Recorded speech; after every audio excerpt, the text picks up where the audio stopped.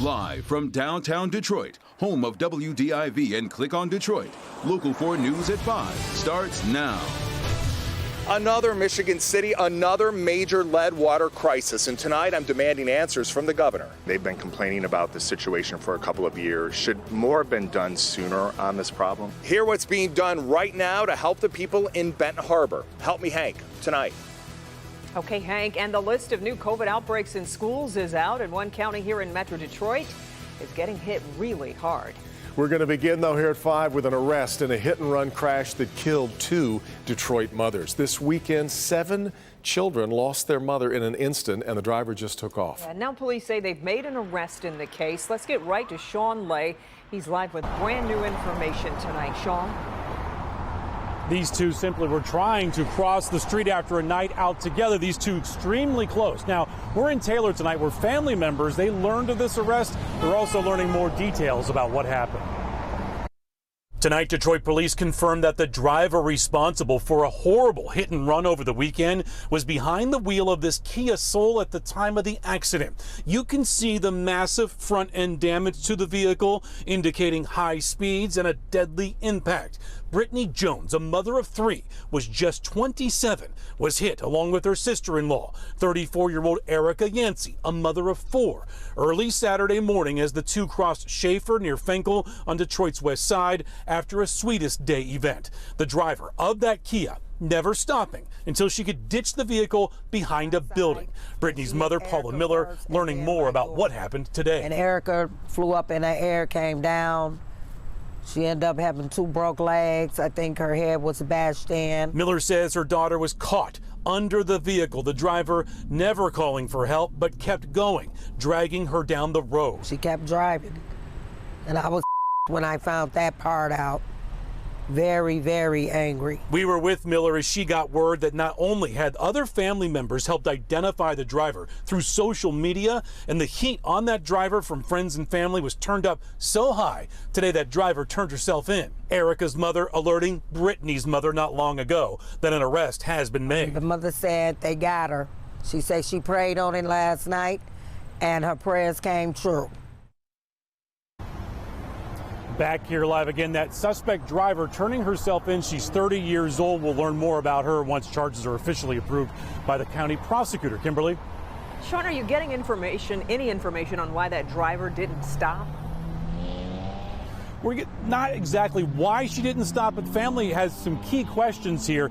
Because she didn't stop and call 911, they're wondering if any critical care from EMS could have saved either one of these women. Also, they're saying that by turning herself in today and not at the scene, which was early Saturday, if she had a blood alcohol level, it would not be the same now as it was possibly then. Yeah. Okay. Sean, thanks. We turn to the coronavirus. New numbers from over the weekend. The state reporting 8,496 new cases over the past 3 days. So that's ticking down a bit on the daily average, 2,800 cases per day. 46 more Michiganders have lost their lives to COVID-19. All right, now take a look at the 7-day moving average, which gives us a better sense of the trend. And you can see it's still going up. On September 20th, we were averaging about 2,700 cases per day. Today, that number is 3,600. Meanwhile, Michigan is tracking coronavirus outbreaks in schools across the state. Just got an update into the newsroom and where things stand. There are currently 101 new COVID-19 outbreaks in schools. 25 of them are in Macomb County, which of course does not issue a school mask mandate. Eisenhower High School in Shelby Township has the most cases in the state, 53.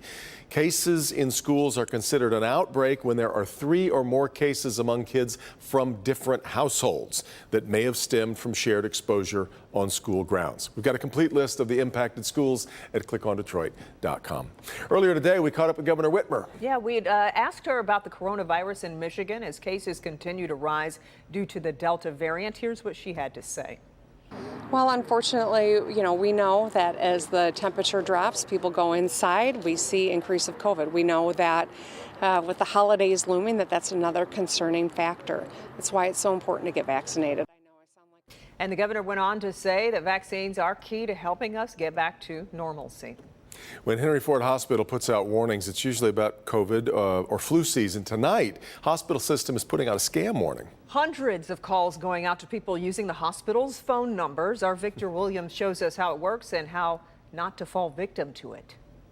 Crazy times that we're living in, so much so that even a phone call from a trusted number may not be all that it seems. It's sad that they're using the hospital, though. I mean, that's disgusting. If you get a call from the number 586-223-2300, Henry Ford Hospital's Macomb location, there's a chance the person on the other end of the line may be a scammer asking for money. Sometimes it comes up as Henry Ford or a doctor within Henry Ford. It's not difficult from a technological perspective to spoof phone numbers. Interim Chief Privacy and Security Officer John Fowler says because of that, the hospital wants to make sure the public is aware of the deceit. This is becoming a huge nuisance for our community, which is a huge concern for us. Obviously, we don't want anybody in our community to be scammed. We don't want our great reputation to be tarnished. We want to make sure that we're a trusted partner here in the community. The good news is that so far, no one seems to have fallen for the fraudulent calls. But Delaney Gibson, who visits the hospital on a regular basis with her mother, says it's a real shame that someone is out here trying to scam those who depend on the hospital as a vital resource. People are preying on the most vulnerable people. That's the sad part, and they know that. People are waiting for so much, and it's just sad that we've gotten to that point. And if you do end up getting a phone call that you are not expecting from the hospital, what you can do is just let that go to voicemail and then return that phone call, and that should be a legitimate connection. Victor Williams, Local 4. Hey, Victor, thanks. And if you feel as if you've been a victim of this scam, you can always make a complaint with the FCC, and we've posted instructions on how you can do that. Go to clickondetroit.com. Now to the weather. Work week off to a beautiful, maybe chilly start, but lovely. It really is. Let's get over to Paul Gross with a look at what's headed our way. And we're in the clear for a little while at least, right, Paul? Yeah, absolutely. I tell you, Mondays are tough enough, but man, you make it a little easier when you get a day like this. Look at that blue sky. There are some of us, in fact, many of us, that did not see a single cloud today. It's been that spectacular of a sky, and temperatures are still in the mid-60s in most areas. Now, these dew points are in the 30s. Now, in the cities tonight, we're looking at low to mid-40s for low, but in the outlying rural areas, some of you may drop once again into the upper 30s for a low, but you can see all this clear sky over us. It's just very placid, very quiet day. So as we head through the evening hours, we're going to be seeing these temperatures quickly dropping off. That happens naturally with dry air. It cools off more quickly. So we're going to see rapidly dropping through the 50s this evening. We're going to keep those clear skies. So in good shape through the next couple of days, but then we have some changes in the offing, but it is going to get warmer before we get to those changes. I'll tell you all about that in just a few minutes, guys. All right, Paul. Today, tributes are pouring in honoring the life of Colin Powell, a barrier-breaking soldier and statesman who died this morning from complications of COVID-19. His sterling record complicated by the Iraq War, but tributes are pouring in for a towering figure in military and foreign policy. Alice Barr has more from Washington. Alice? Very pleased to be a four-star general, world-renowned statesman, and trailblazing advocate for human rights. Colin Powell has died at 84 from complications of COVID-19. He's not only a dear friend and a patriot, one of our great military leaders and a man of overwhelming decency.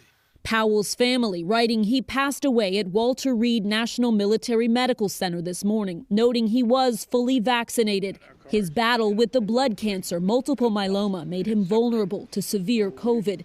His legacy of service made him an icon of both military and foreign policy, admired across the political spectrum. The world lost one of the greatest leaders that we have ever witnessed. He was the best of us all, and he was the North Star for so many of us senior military. Born in Harlem of Jamaican immigrant parents, Powell joined the Army and served 2 combat tours in Vietnam. He worked under 4 presidents in both parties, breaking barriers each time. As the nation's first black national security advisor, chairman of the Joint Chiefs of Staff, and Secretary of State. He gave the State Department the very best of his leadership, his experience, his patriotism.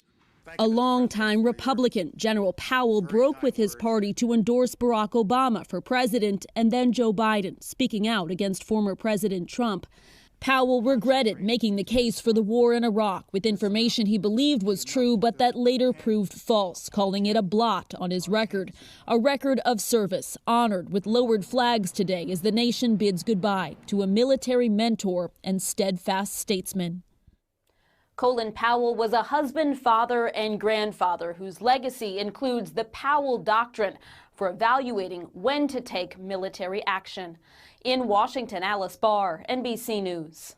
And Reverend Wendell Anthony, president of the Detroit branch of the NAACP, issued a statement on the passing of Powell as well, which reads in part, "Thank you, General Colin Powell, for achieving excellence and always maintaining a prevailing attitude for justice, equity, and opportunity."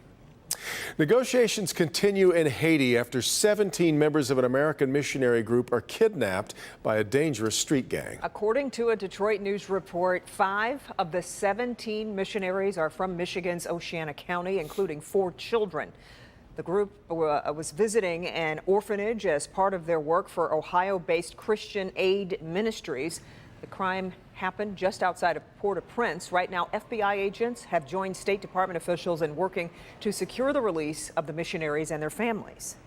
This is something that we have treated as with the utmost priority since Saturday. Meanwhile, best-selling author and Detroiter Mitch Albom operates an orphanage in Haiti. He was there this morning. Stay tuned to hear from him coming up on Local 4 News at 6. But there is much more to come at 5 on this Monday. Here's Dr. Frank McGeorge. Doc? The CDC issuing new guidelines for the holidays after their last round of recommendations were called too Grinchy. I'm Dr. Frank McGeorge. Ahead, what health officials are saying now about better ways to celebrate safely. And a runner at yesterday's marathon fell to the ground and wasn't breathing. Ahead here at 5, you're going to hear from the 2 Detroit police officers who stepped in and may have helped save his life. Hank.